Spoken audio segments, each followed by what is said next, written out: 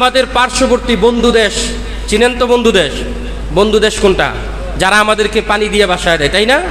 আমরা তাদেরকে টন কি টন ইলিশ মাছ দিয়েছি খাওয়ার জন্য, আর তারা এর বিনিময়ে আমাদেরকে বন্ধু হিসেবে মনকে মন পানি দিয়ে বাসিয়ে দিয়েছে।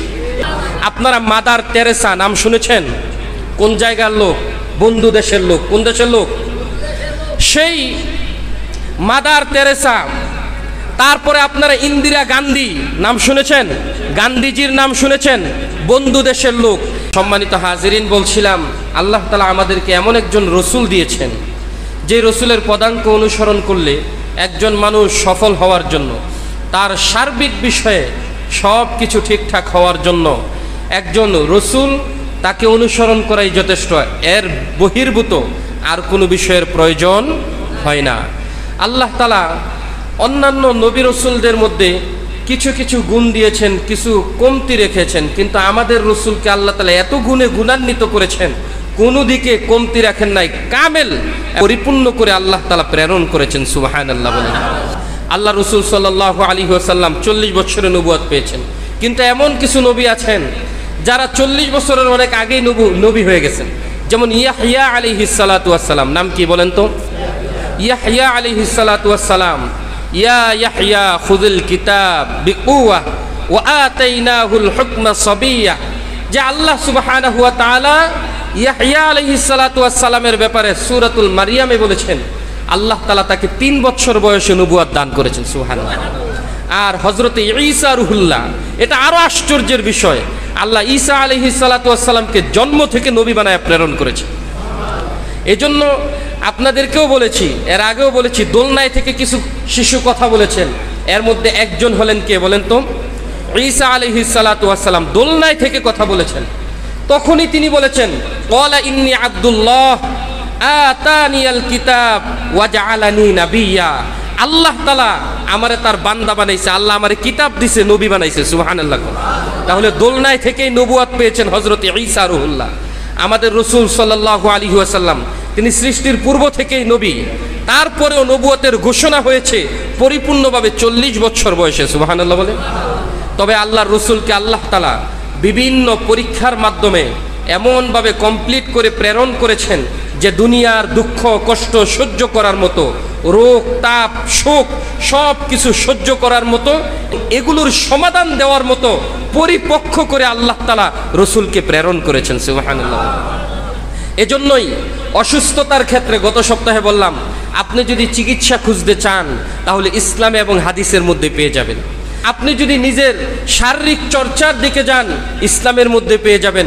আপনি যদি রূপচর্চার দিকে তাকান, নবী মুহাম্মদের জীবনীর মধ্যে পেয়ে যাবেন। সুবহানাল্লাহ বলেন।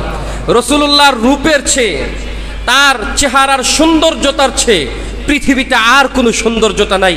এই জন্যই তো জিবরিল আমিন নিজে বলেছেন আল্লাহ তাআলাকে, আল্লাহ আপনি তো সব নবীর কাছে আমাকে প্রেরণ করেছেন, সব নবীকে আমি জিবরাইল স্বচক্ষে দেখেছি, আপনার নবীকেও আমি স্বচক্ষে দেখেছি, কিন্তু যত সৃষ্টি আছে আপনার, সব সৃষ্টির মধ্যে আপনার রসুল মুহাম্মদকে আপনি সবচেয়ে সুন্দর করে সৃষ্টি করেছেন। শুধু সৃষ্টি করেই ক্ষান্ত হন নাই, যত গুণ আছে সবচেয়ে উত্তম গুণ এবং আখলাক দিয়ে আপনি আপনার রসুলকে প্রেরণ করেছেন। আল্লাহ নিজে বলেন, এই গুণ এবং আখলাক দিয়ে সৃষ্টি করেছি, এটা শুধু তুমি দেখো নাই, আমি এমন আখলাক অন্য কাউকে পৃথিবীতে দানই করি নাই। সুবহানাল্লাহ। আল্লাহ এই জন্য সূরাতুল কলামের মধ্যে ছোট্ট বাক্যে বলে দিলেন, ওয়া ইন্নাকা লাআলা খুলুকিন আযীম। পৃথিবীর মধ্যে যত উত্তম চরিত্র রয়েছে, সবচেয়ে উত্তম চরিত্র আমার রসুলকে দিলাম। সুবহানাল্লাহ। আমার রসুলকে এমন চরিত্র দিয়েছি, তোমাদের ইহুদি মুশরিকদের থেকে যদি কখনো কষ্ট দেওয়া হয় তার রিপিট পাবে না, বরং ভালো আহসান হাসান আচরণ পাবে। এর চেয়ে উত্তম আর কি হতে পারে? সুবহানাল্লাহ।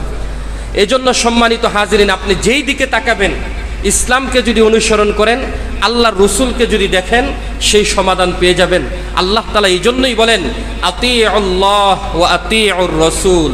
আনুগত্য করতে হবে কার? আল্লাহ এবং তার রসুলের, যাতে করে আমরা ইমানের দিক দিয়ে আল্লাহ তাআলাকে আনুগত্য করব। রাসূল সাল্লাল্লাহু আলাইহি সাল্লাম মা আতাকুমুর রাসূলু ফাখুযু, যা নিয়ে এসেছেন সেগুলোকে মানব। তাহলে দেখবেন জীবনকে রাঙানোর জন্য, সফলতা অর্জন করার জন্য একজন মানুষ যদি সুস্থ থাকতে চায়, সুস্থতার জন্য আর কোনো কিছুর প্রয়োজন। এজন্য বিজ্ঞানরা চিকিৎসা ক্ষেত্রে অনুসরণ করে সবার আগে যারে, তিনি কে বলেন তো? মুহাম্মদ সাল্লাল্লাহু আলাইহি ওয়াসাল্লাম। নাসায় যে কোনো পৃথিবীতে যে কোনো সমস্যা হলে নাসায় যদি গবেষণা করতে যায়, তারা সর্বপ্রথম চোখ রাখে কোরআনে, তারপর রসুলের সুন্নাহর দিকে। সুবহানাল্লাহ বলেন। তারা ইহুদি খ্রিস্টানদের একটা আধিক্যতা সেখানে রয়েছে, তারপরেও তারা রসুলের সুন্নাহকে নিয়ে রিসার্চ করে, তারা আল্লাহর কোরআনকে নিয়ে রিসার্চ করে। কিন্তু আমরা হতবাক মুসলমান, যে আমাকে একজন ভাই, সে আমাদের পার্শ্ববর্তী বন্ধু দেশ, চিনেন তো বন্ধু দেশ? বন্ধু দেশ কোনটা? যারা আমাদেরকে পানি দিয়ে বাসায় দেয়, তাই না?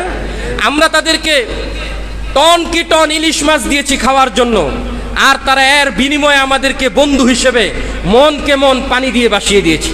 তো পানি দিয়েছে এই জন্য যে তোমরা এখন পানি নাও, আবার এই পানিতে ইলিশ মাছ চাষ করো, আর আমাদেরকে তৈলাক্ত ইলিশ মাছ পাঠাও, আর ঘোষণা দাও আমরা হচ্ছে তোমাদের বন্ধু মানুষ, ঠিক কিনা? এই সকল বন্ধু নামে সবচেয়ে শত্রুর পরিচয় এরা দিয়েছে। তারপরেও দুঃখ করে বলতে হয়, তাদের চিকিৎসা রিসার্চে যদি আপনি যান, তাদের আচরণের মধ্যে যদি আপনি যান, তাহলে দেখবেন তাদের অনেক কিছু, তাদের সামাজিকতা, অনেক কিছু মুসলমানদেরগুলো তারা গ্রহণ করে নিয়েছে। আর আমরা মুসলমান নামদারিরা তাদের সে সকল অপসংস্কৃতিকে গ্রহণ করেছি। নাউজুবিল্লাহ বলেন। একজন আমাকে বলল, সে ইন্ডিয়া থেকে, বন্ধু দেশ থেকে সফর করে এসেছে। তিনি বললেন যে হুজুর, আমি দেখলাম সেখানের মানুষ, অধিকাংশ মানুষ ফজরের পরে আর ঘুমায় না, অথচ আল্লাহর রসুল বলেছেন সুস্থ থাকার জন্য একজন মুমিনের জন্য উচিত হলো সে যেন ফজরের পরে না ঘুমায়। সুবহানাল্লাহ বলেন। কারণ ফজরের পরে যদি ঘুমায়, আল্লাহর রসুল নিজেই বলেছেন সে অসুস্থতার একটা মূল কারণ হলো ফজরের পরে ঘুমানো। কখন ঘুমানো বলেন? আমাদের অবস্থা হয়ে গেছে এমন, অফিস আদালতে আপনি যাবেন ফজরের পরে, কোনো ডাক্তার পাবেন না, কোনো আইনজীবী পাবেন না, কোনো ব্যক্তিকে আপনি সরকারি কার্যক্রমের মধ্যে ফজরের পরে পাবেন না, হয়তো 10টায় নয়তো 12টার পরে। আবার রাত 12টা 1টা পর্যন্ত জাগ্রত থাকে। আল্লাহর রসুলের আদর্শ এবং সুন্নত হলো ফজরের পর নিজের কাজগুলো শেষ করে ফেলবা। নিজের কাজের মধ্যে নামাজ পড়ার পর মুমিনের জন্য উচিত নয় সে নামাজ পড়ে মসজিদে বৈশা বৈশা কোনো কাজকর্ম না করে শুধু সুবহানাল্লাহ সুবহানাল্লাহ বলবে, এমনটা আল্লাহ তাআলা বলেন নাই। আল্লাহ তাআলার আদেশ হলো যখন কাজ শেষ হবে তখনই যেন মানুষ তাদের জীবিকা অর্জনের জন্য মসজিদ থেকে বের হয়ে দুনিয়ার জমিনের মধ্যে ছড়িয়ে পড়ে। সুবহানাল্লাহ বলেন।